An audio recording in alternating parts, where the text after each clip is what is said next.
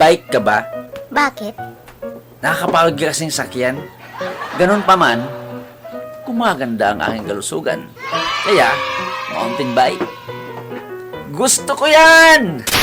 By the way mga kapartner, pinag-usapan natin yun ang bicycle. Dahil ito ang naging last adventure namin sa pangatlong araw na ginawa namin sa Daram Samar. Kaya parang gusto ko nang mag-bike. Noon hindi ko ma-appreciate talaga ang bike. I mean, mountain bike. Tingin ko kasi nakakapagod lang, mabagal. Pero ngayon, I appreciate. Maliban sa mga adventure pala na nagagawa kapag nagbabicycle tayo, nakakatulong din pala ito para mapanatili ang ating kalusugan, para maging physically fit tayo. Parang gusto ko nang magkaroon ng mountain bike. Ang share ko sa inyo video mga kapatid, ito yung first ever trail biking loop in Daram Samar na ginawa ng Samba Bikers kasama si Cave Master Junior Bonifacio, si Brian Lineral at si Sir Margati ng taga Daram Samar. At ipapakita ko sa inyo guys. Now na! Wait!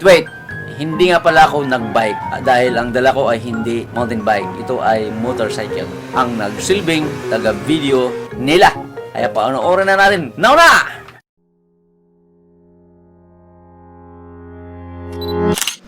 Life Friend TV. Subscribe.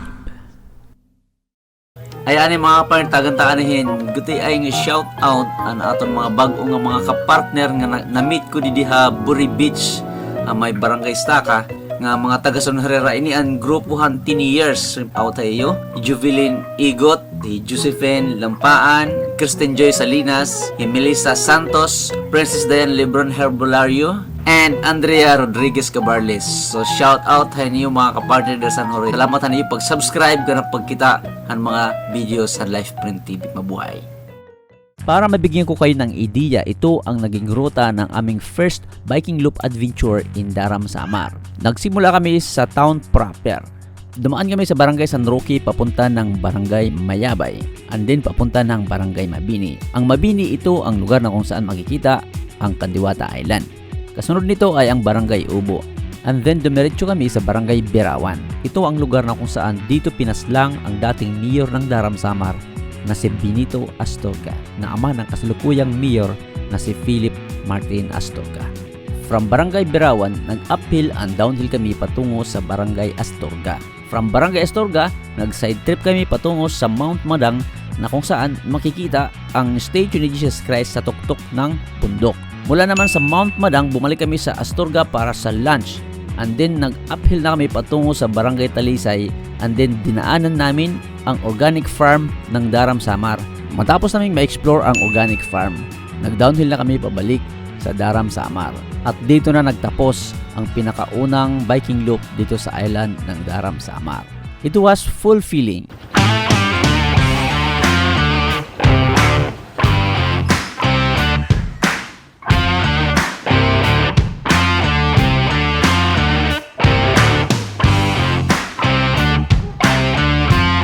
This is gonna be an epic ride mga kapartner kasi first time kong itutour ang Daram Samar sa kanilang kalsada dito sa circumference road na kalsada ng Daram Samar. Ang nakaka-excite kasi dito guys kasi kasama ko yung Samba. Sabi kasi ng LGU ay ang kalsada ng Daram Samar is going to be concreted soon. Mas maganda na madurok yung mga before, and then makipakita natin sa inyo guys kung ano ang kalsada dito sa Daram Samar. So habang hindi pa nako-concrete, so mas magandang venue ito guys para sa mga trail biking.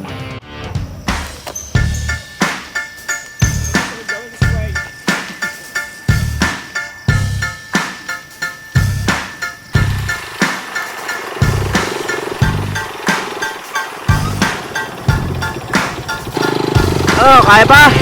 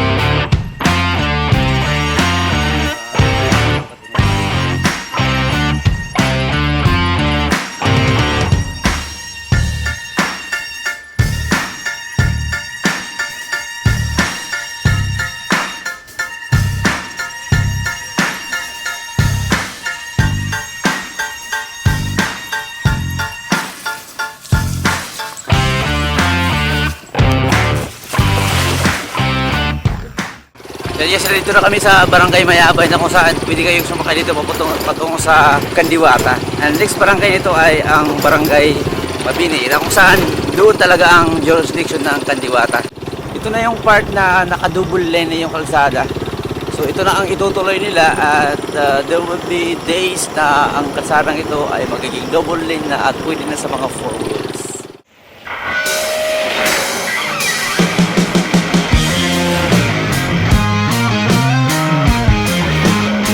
So yun mga partner, dito na tayo sa Barangay Ubo na kung saan that will take only 15 to 20 minutes from Daram. And now, the next barangay na kapuntahan namin ay ang Barangay Birawan na kung saan ito yung barangay na inassassinate si Mayor Astorga noong mga panahon na yun.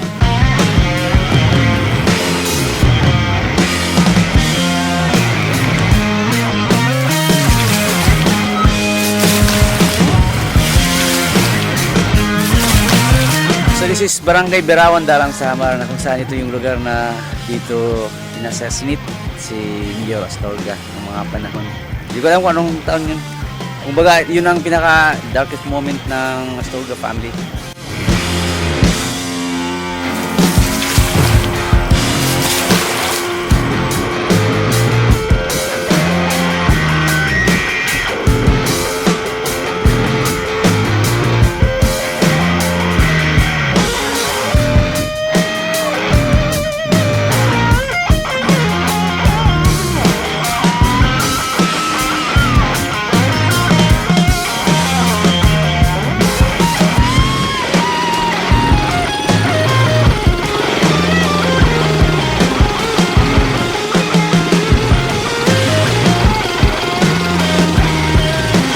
Masabi mo? Very sarap!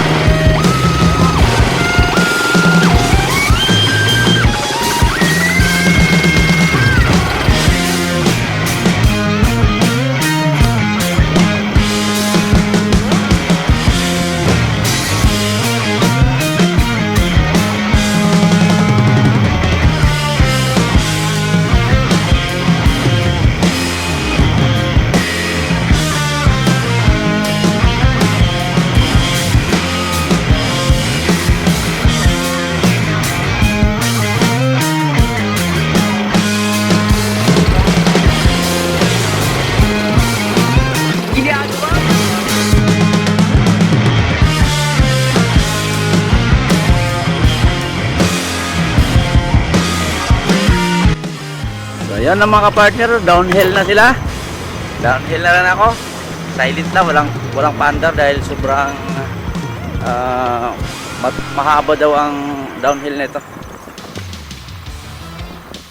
Yeah, guys, ito yung sinasabi nila na very slippery kasi sobrang lumot to.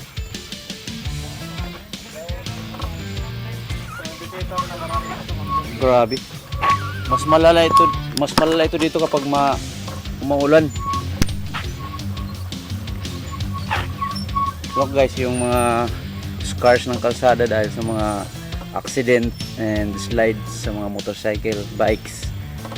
Grabe yun. Sobrang slippery, kahit yung tinatapakan mo pwede kang madulas.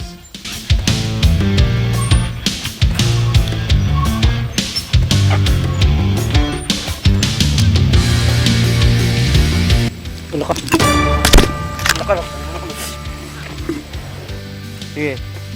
Aligid sir, aligid. Oo. Lalakay kung gaano siya kadulas. Kahit hindi ka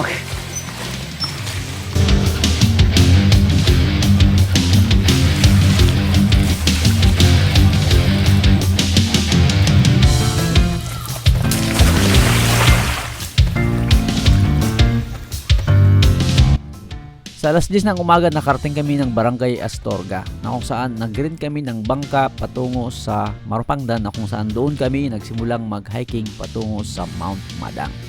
At mapapanood nyo ito sa unang na-upload kong video na may pamagat na The Best Hiking and Camping Spot in Daram, Samar. Pagbalik namin sa Astorga, dito na kami nag-lunch sa bahay ni Kapitan.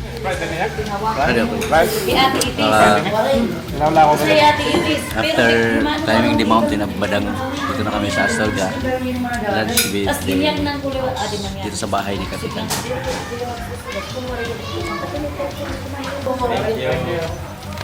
Salamat. After namin sa Barangay Astorga, nagsimula na kaming umakyat sa pinakamahirap na portion ng mountain biking, ang road patungo sa Barangay Talisay. Pinakamahirap na portion ng bike trail.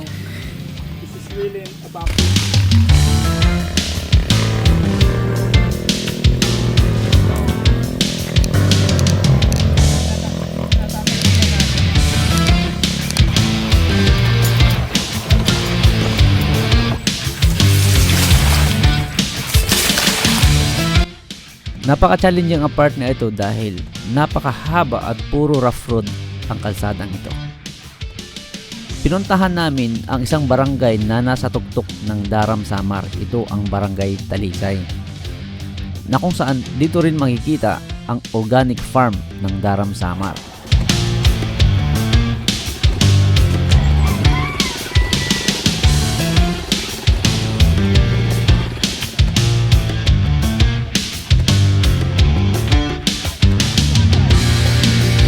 After sa Barangay Talisay, pinuntahan namin ang organic farm ng Daram Samar. Pero makikita natin ito mga kapartner sa separate na video.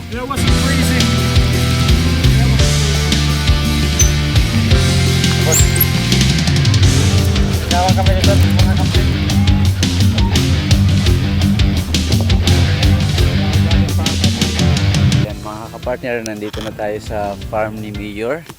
Actually, this is a diversified, integrated, organic farming system learning site. Tara, pasukin na natin. Actually, nandyan si Sir Ryan Astorga, yung kapatid ng Mayor sa Daram Samar. Winwelcome niya kami dito sa farm nila. And let's see what's inside of this farm. Oh, actually, may mga bunga nadudunot na lang, oh. Hindi nila pinipitas. And we will now entering the... Actually, it's beautiful here. A lot of plants. Oh. And flowering plants. Mga plantitos, mga plantitas. After naman sa farm, nag-downhill na kami pabalik sa Daram Samar. At nagawa namin ang adventure na ito sa loob ng isang araw.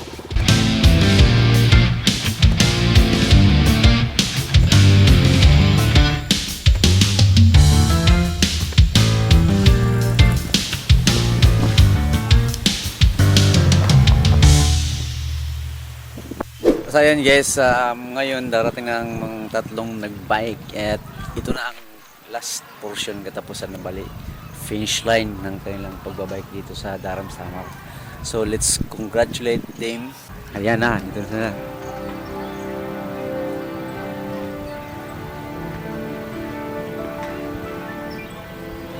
Ayan na, dito na sila, dito na.